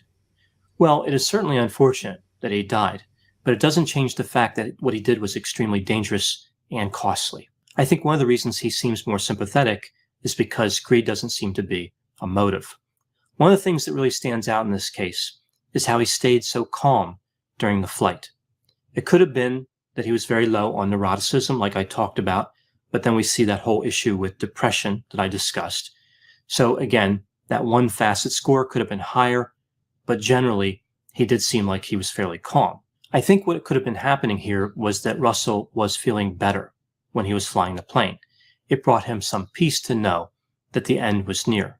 Depressive symptoms are incredibly painful, and it's not unusual that when somebody who is depressed decides to bring an end to their life, they tend to feel better for the last few hours or so.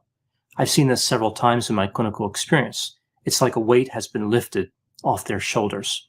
They look forward to being out of pain. Russell knew that he would not be landing that aircraft. Once he took off, he knew he would not survive. So he saw a clear end to his suffering. Some people have been critical of the air traffic controller and the pilot who talked to Russell, saying they could have done more to preserve his life. I think they did a good job.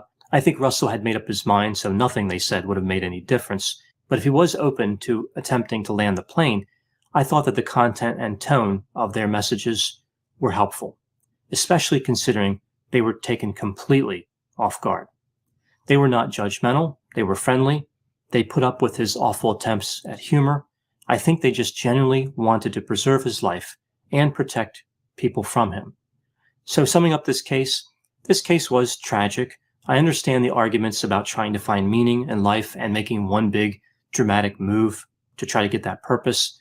But Russell's actions were self-centered and destructive. There's no quick fix to an existential crisis, and there's no quick fix to depression if that's what he actually had. A less glamorous, less dangerous, and more pro-social course of action would be to seek mental health counseling. Okay. Yeah, guys, bummer towns, but I agree with the guy. Like, yeah, dude, like, come on, man.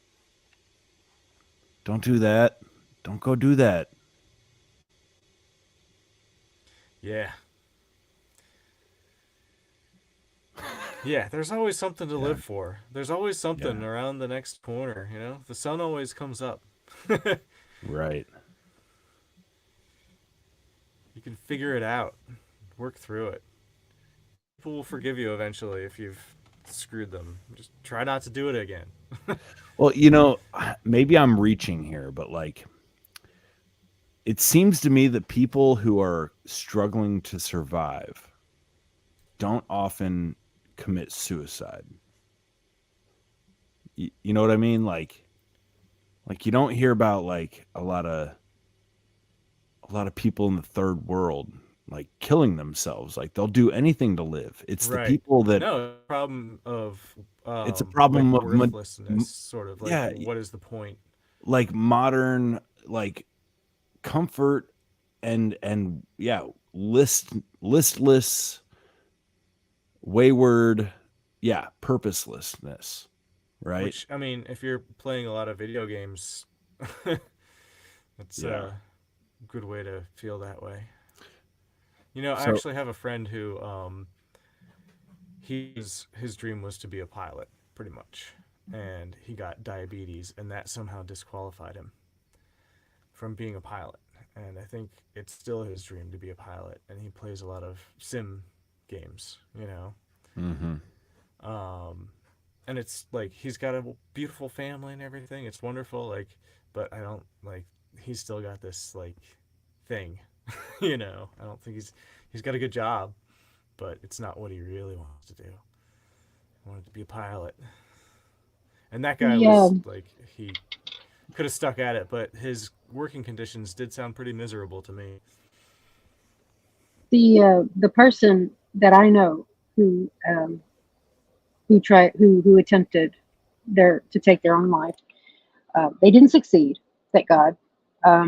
But he told me that when he was in therapy afterwards, that the psychiatrist told him to find one thing in this world to hold on to. And I don't necessarily agree with that, because anything in this world can be taken away. But it is actually some advice that he took to heart, and he did find something to hold on to and to keep him grounded, so that when everything else was going crazy, turned upside down from his perspective, he would have something to ground him, to keep him from spiraling. And when you're in that moment, when you're in that height of anxiety or depression, or that moment where you feel that feeling overcome you, it is important to find something that is firm and permanent, that isn't going to go anywhere. And that can be really hard for people who feel like they have been abandoned by those around them. And I understand the struggle for that. I've never been in that situation, but it just seems logical to me that if you're constantly losing things in your life and things are constantly being taken away from you, I can see how the failure to hang on to something permanent would make you want to not be here anymore. So I kind of agree, but I kind of don't agree. It's different for every person, and so it's just a matter of finding what works for you. And you know, we're not going to be solving the suicide crisis on this podcast at all, and I understand that. No, but I think it's a lot of people... worth thinking. It's worth thinking about. It's worth talking about, because so many people are embarrassed to even utter an opinion about it, because they're afraid of being judged. They're afraid of being told, no, that's the wrong approach. But you know, you have to take everybody into consideration when you're talking about this, because what works for one person doesn't always work for another. But I think the point is to keep looking. Don't give up. I mean, it's like I said before, go ahead. I was going to say, I think knowing that you're not the only one to feel a certain way is a powerful thing to know, right? Like, which is why I actually think this Richard Russell story, Bebo Russell, is it's not a good story, but there's good that could be taken from it, in that like you can listen to his voice and you can hear like what, even though he's doing his best to try to be chipper and like positive and cordial and polite, you can hear the pain under the under the surface, right? You can hear it and you can relate to it, and you can say, God damn, well, I'm not the only one that feels that way. Doesn't mean you got to go fucking do what he did. It just means you're not alone, right? It's really too bad. I wish the guy had just landed the airplane, and yeah, he probably would have gone to jail for like 10, 20 years. But who cares? He probably would have like done a lot of good in those 10, 20 years, right? That's my feeling. Yeah, it's the what ifs. I think it's what we're left with, and it's really hard.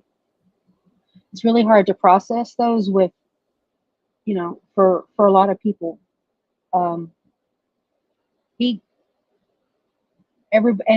That's what suicide leaves the people who are left. They're like, what could I have done? The survivor's guilt, it really does. It affects more than just the person doing it, and everything that you do affects every person around you. And I don't think that is stressed enough in our society. It's like, just do whatever you feel like, do whatever makes you feel good.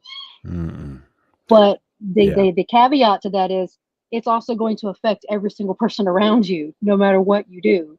So if what you're doing is only benefiting you, everyone around you is going to suffer for it. And it really shows the mentality of the person who's experiencing what they're going through. It's like, are you just focused on yourself and what you're going through? Or do you even care about what's happening to the people around you? And if you're constantly looking, and I'm going to say this, and then there's a caveat to that too. If you're not concerned about your actions and how they affect other people, then you're only thinking about yourself. And at a certain time, there are times where it is okay to be selfish, but the vast majority of the time, if you're only thinking about what you're going through, your situation is always going to be the worst situation. And the best way to help depression is to think about other people.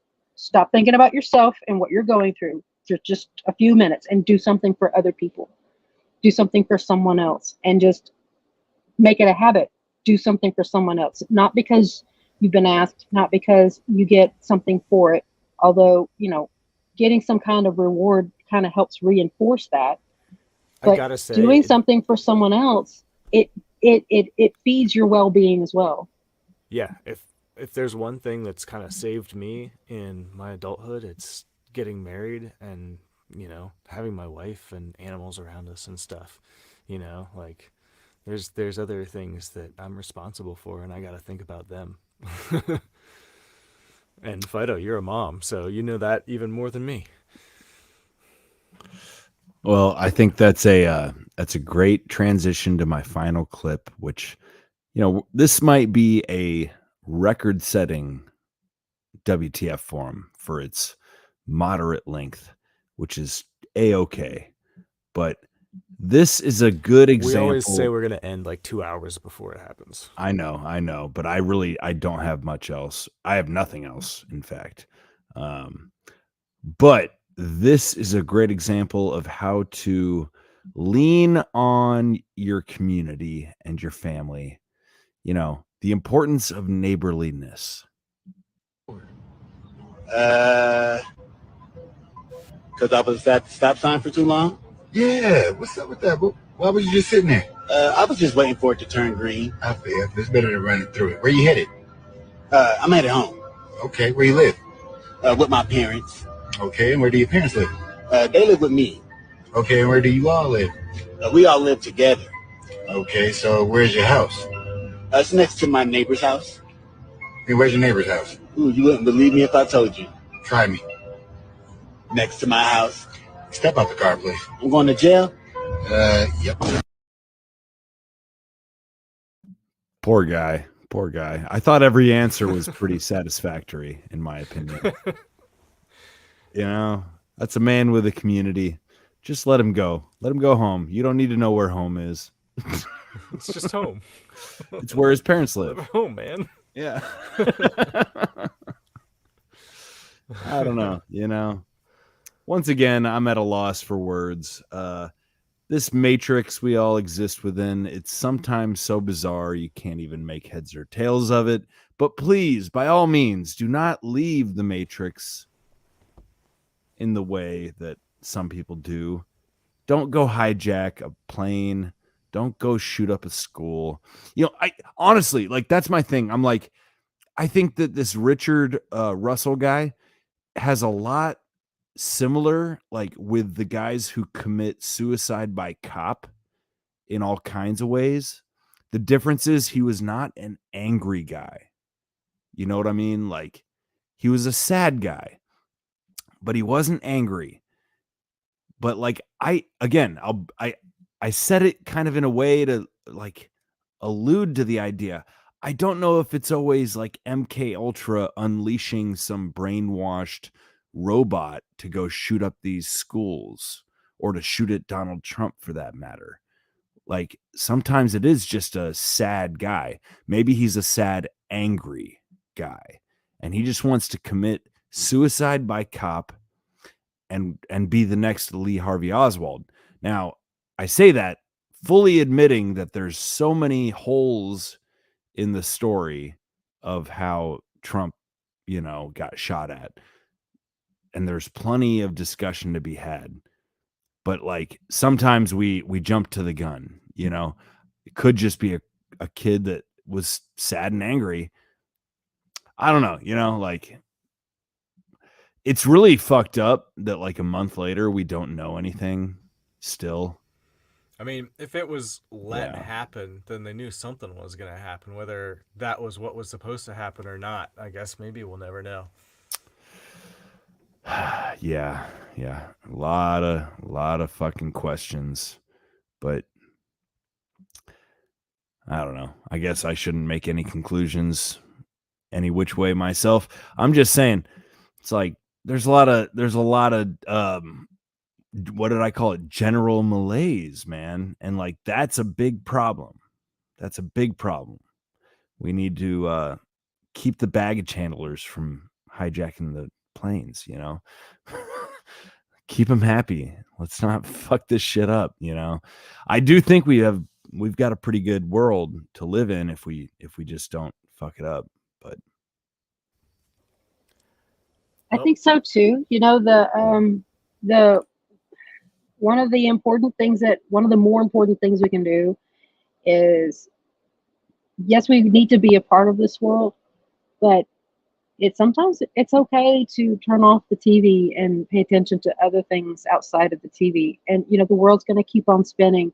It's going to keep on going. This society is going to keep going the way it's going to go. And when you focus on all of the bad things that are happening, or just focusing on the 24-hour news cycle, you know, it really starts to limit your ability to see the good in the world and the good in other people. Because if you have a conversation with somebody, if you just strike up a conversation with someone at the grocery store tomorrow, you're going to see that not everything is as bad as the news is telling you. And that's one of the things that kind of got me through this whole pandemic thing, the quote unquote pandemic thing. You know, I would see what was happening on the TV. I would see what was happening at work when I was, you know, going to the nursing homes and stuff. But then I go to the grocery store and I would see people with masks. But if you had a conversation with any one of those people that had a mask on, you would see that things are not exactly, the vast majority of people thought it was all BS anyway. And granted, yes, they went along with it, but they knew it was all BS and they were all just doing this for show for those whatever I was one of those people. Policies, you know. But that doesn't mean that they don't see it too. Just because There were people wearing the mask and following the mandates and doing all that stuff. Doesn't mean that they didn't see right through all of that stuff.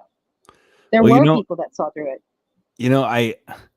I guess part of the reason, like, I just was not really up to do a forum for like the last 3 or 4 weeks. It's like, I scan what's going on. I follow the internet. I follow Twitter, Instagram, but for the last month or two, it's like everything was so boring and fake. All the political stuff, just like everything I saw, I'm like, fake, boring, fake and boring, fake, boring, fake, boring. And the reason this story crossed my path is because it's the 6-year anniversary, right? As of yesterday, August 10th, if I'm not mistaken. And so this kind of cropped up. It's, in a way, he is getting like, what do you call it? Like romanticized in the same way people do with Killdozer, Ted Kaczynski, fill in the blank, right? The Great Pretender, is that the Catch Me If You Can guy? Could be. Yeah, he was the big con man. Yeah. Yeah. So yeah, people are like, making him into some kind of hero. And I don't think you should, it's like fucking Killdozer, Marvin Heemeyer, same guy, same personality, except angrier. He wanted to do a big, grand, what do you call it? A grand display, Going out in a blaze of glory. Yeah, going out. He went out in a blaze of glory, and he was angry, and he caused a lot of damage. And I suppose so did this guy. He caused a lot of damage, even though he didn't hurt anybody besides himself. He crashed a perfectly good airplane, and he held up a lot of people, and he caused a lot of financial, loss. And he'd probably think to himself, well, fuck them, fat cats. I think he had a little bit of that communist bone in his body. I think he genuinely did resent his employers for not paying him what he thought he was worth, right? But it's like, it's totally misguided anger. And you don't hear that anger overtly, but it's there. I think it's there. You don't do this without being pretty pissed at yourself and someone else. Well, and being a young adult and realizing that the working world is not what you thought it was going to be. That is a rough thing for some people. Right. Yeah. I got to witness one of those at work recently, and he did not take it very easily. Yeah, it's like, well, he's used to sitting around vaping and looking at his phone. Yeah, right. Yeah, I don't know. At the same time, it's like, yeah, well, there was a lot of promises made about all the opportunity, and a lot of people don't see that, or they don't find it, or they don't, I guess, seek it out or something. But yeah, dog eat dog, man. And I don't know. It's like a dangerous world when you've got losers with access to a twin prop airplane, right? Like, the unfortunate thing is he was kind of a loser, and he felt like a loser. He didn't have to stay a loser, but that's, yeah, I don't know. Once again, it's like, just don't resort to that, man. Live to fight another day. I don't know. Yeah, go ahead and land that plane. Land it. Well, he's still got some fuel too. How badass would that be if he had landed? If he had landed, that would be like, it would have been like a heist that turned out to not have a ton of damage, and you can return the plane, and then it's like a little bit redeemable. Like a victimless crime. Yeah. At that point, but nope. The other thing that occurred to me, because I brought up DB Cooper a long time ago, like, what if he just strapped on a backpack and ran out the back of the plane before it crashed and parachuted down and just disappeared? Maybe it was a getaway. Yeah. Yeah. Could have been possible. You know, there's like I said, over an hour of audio. If you care to listen to all of it, I listened to a good chunk, but not quite all. But yeah, just fascinating story, and to me, it's sort of like emblematic or symptomatic or something of like the greater malaise that we are witnessing around us. And you know, it was only 6 years ago. This was pre-COVID, but like this was news for a day. News for a day, right? I'm not trying to glorify the guy. I'm just trying to point out that he existed and he did this, and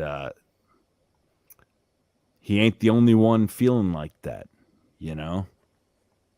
Can we briefly discuss the time warp that we just went through? Because I feel like 5 years ago was 2015. Totally. Yeah, Something good point. happened.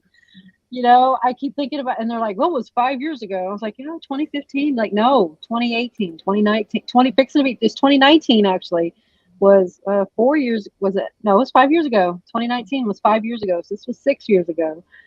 And I'm like, oh, and I keep thinking that 20 years ago was 2000. No, it was 1990, 20 years ago. It's 1990, but it's not. Well, you And say 30 that. years ago was 1970. But no, that was that was 50 years ago.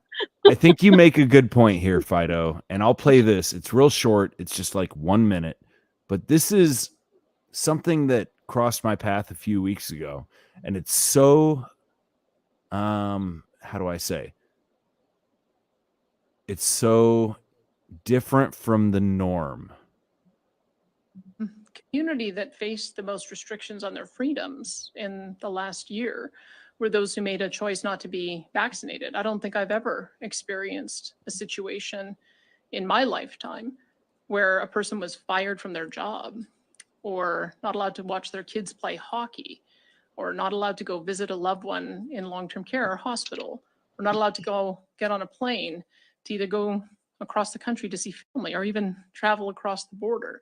So they have been the most discriminated against group that I've ever witnessed in my lifetime. That's a pretty extreme level of discrimination that we have seen. I don't take away any of the discrimination that I've seen in those other groups that you mentioned, but this has been an extraordinary time in the last year in particular. And I want people to know that I find that unacceptable, that we are not going to create a segregated society on the basis of a medical choice. The community that faced the All right. So that was a Canadian politician. I don't know the details per se, but fairly recently speaking those words. And I believe I watched the longer version, and it was the kind of thing where it was like she had taken the shots, right? She was a parliamentarian or a city councilor or something, but she was at least sound enough of mind to recently say those words, and I'm grateful. Yeah, I have to say that kind of thing is meaningful to me because I guess I haven't heard it from a lot of people I know in person, but it's good to hear some people at least saying it. Acknowledgement goes a long way. It really does. Yeah. But yeah. Yeah, I mean, it's just kind of like, they'll play it, they'll print it out in the front page news, but then the retraction is placed on page 6 where nobody will see it. And that's kind of the situation we're in now with this. They're quietly acknowledging the fact that there was a certain group of people that were right about this the whole time. And, an apology is nice. And I appreciate them, at least somebody saying it, but I don't think they're speaking for the whole group when they do. I think it's this individual. To me, it's this individual person that is apologizing. It's not Absolutely, I the agree. people that caused all of this. They're not apologizing, but the No one can people, get and up I and don't say even think something she like wasn't that and even. make it all right. You know? Yeah, she wasn't even. I don't even think she was in government when this happened, or at least in a position of authority when all of this was Yeah. happening. I feel like But I now that should have. she's, Yeah, I should have known but the context of these statements because it looks yeah, official, but you might be right. She might be leaving yeah, office or some shit. It's really yeah. really easy to be honest when you're leaving office or out of office. Or when you're speaking for yourself, Right. but if you're speaking as, a representative of the whole government, then I don't think that she means I don't think it's being delivered in that context. But I mean, I at least I appreciate somebody saying it and going on camera and saying it. I do appreciate that.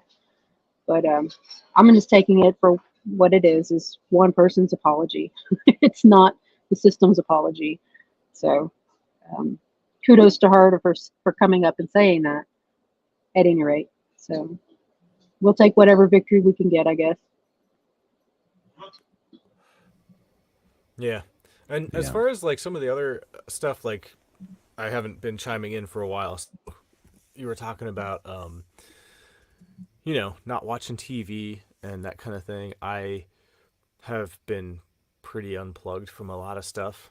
I guess I still listen to a lot of podcasts. That doesn't really count as being unplugged. But as far as like social media and stuff, I've just found that if I put my time toward other things, it is so much more rewarding.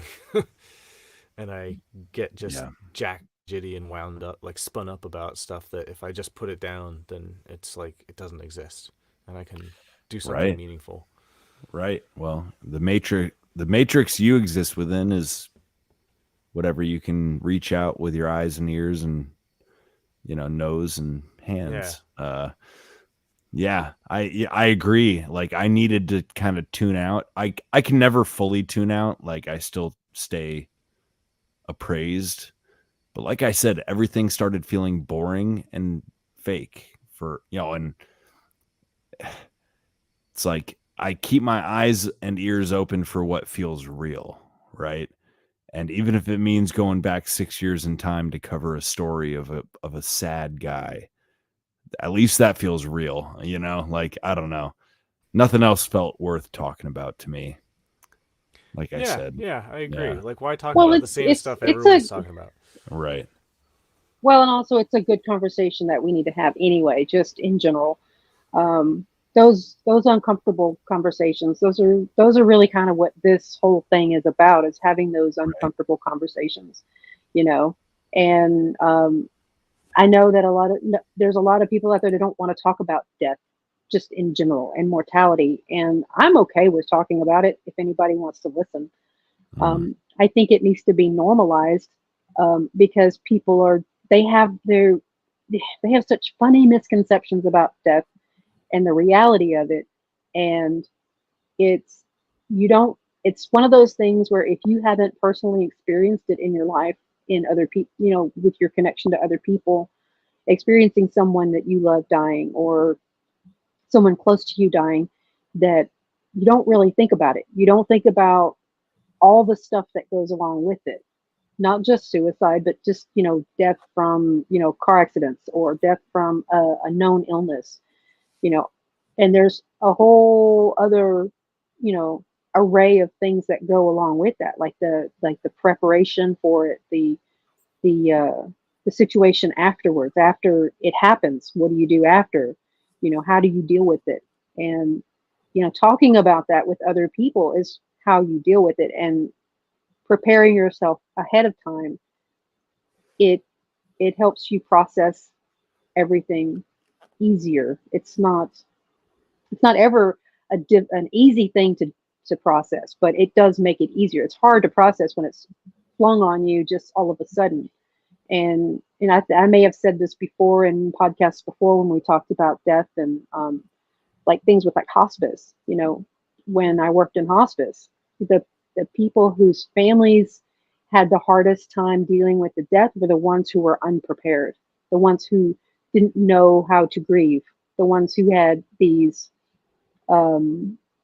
the way they were raised, really influenced how they dealt with death and dying and grief and learning to come to terms with something like that. So if you familiarize yourself with what happens when death comes, you have a better understanding of how to deal with that situation when it presents itself in your life. And I think part of that is having conversations about it in day to day before it's a crisis, before it becomes this looming presence in your life. And I think that's what helps people cope better. So it's important to have these types of conversations. I agree.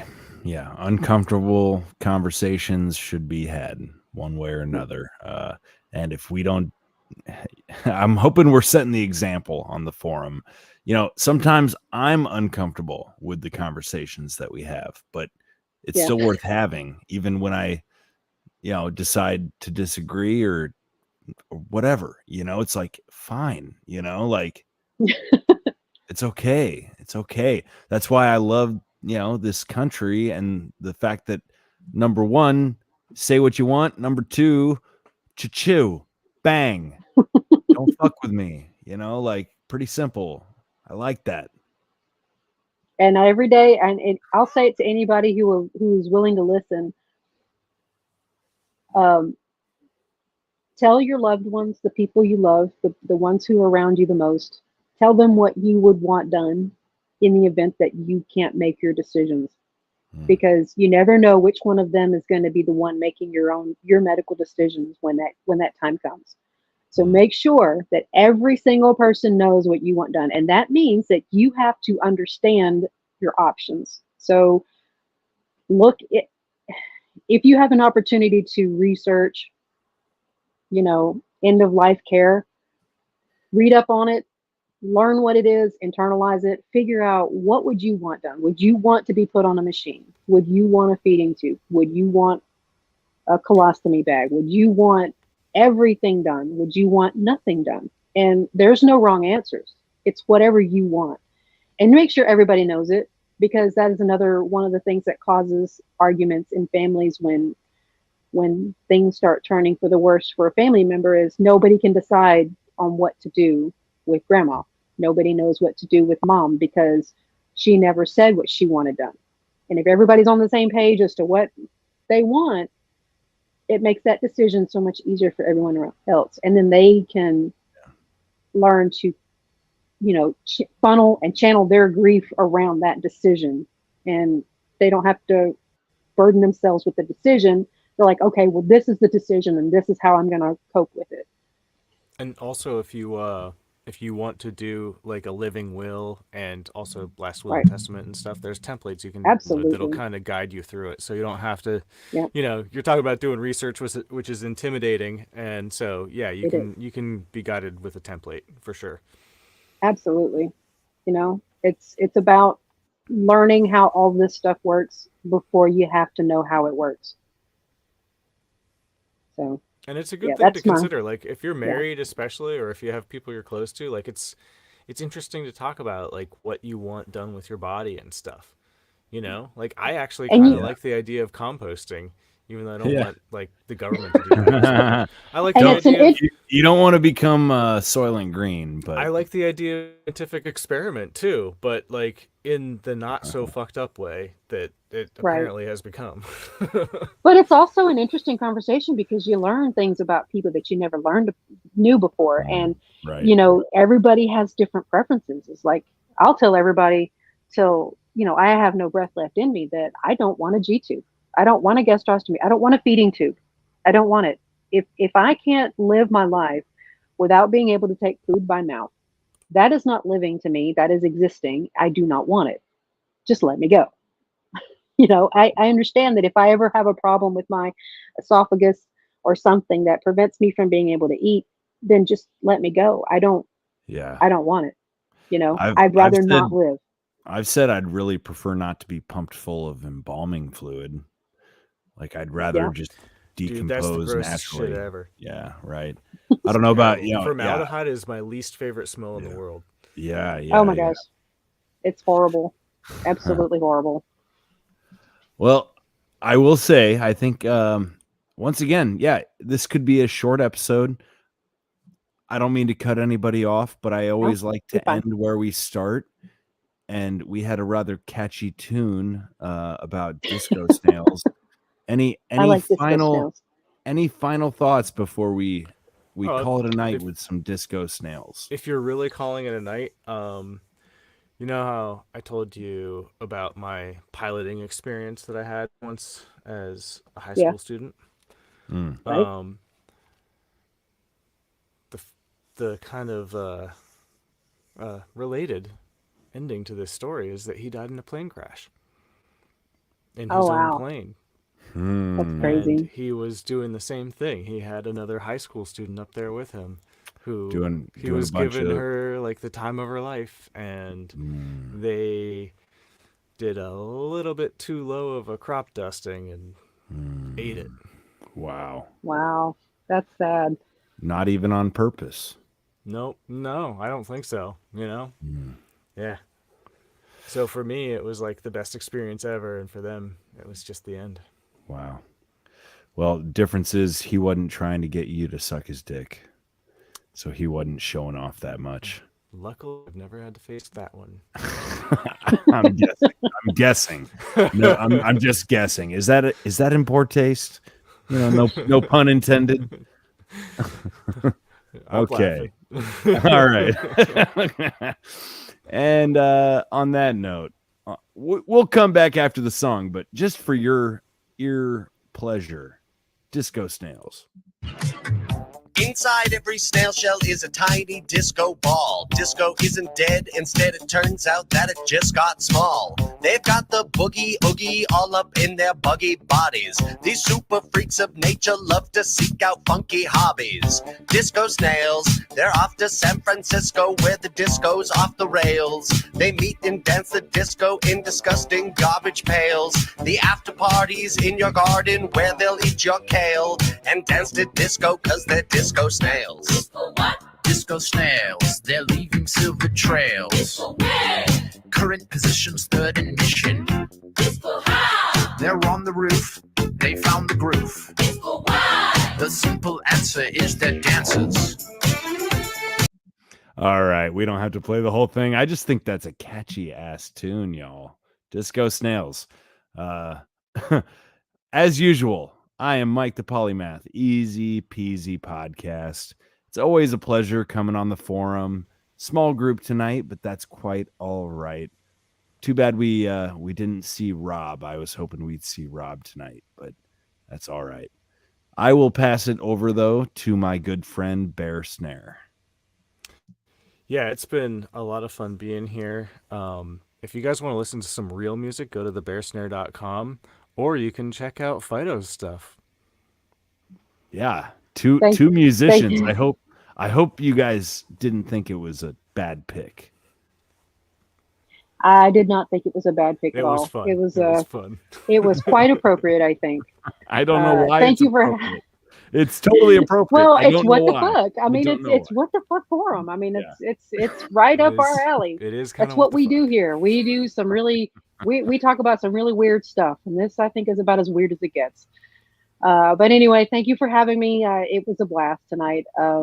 I have been busy doing real world stuff with my family and taking care of some business on my end. But I'm gonna start making some more music because James Evan Pilato played the last track of my last album on his radio show last week. So I Hell need to make yeah. some more music for him to play. So you can catch my stuff. You can go to my website, which I do have one of those things now, plantbasedmusic.org. You can catch me on Spotify and all major streaming platforms. Just look up Phytophiliac. And yeah, I look forward to bringing some music soon.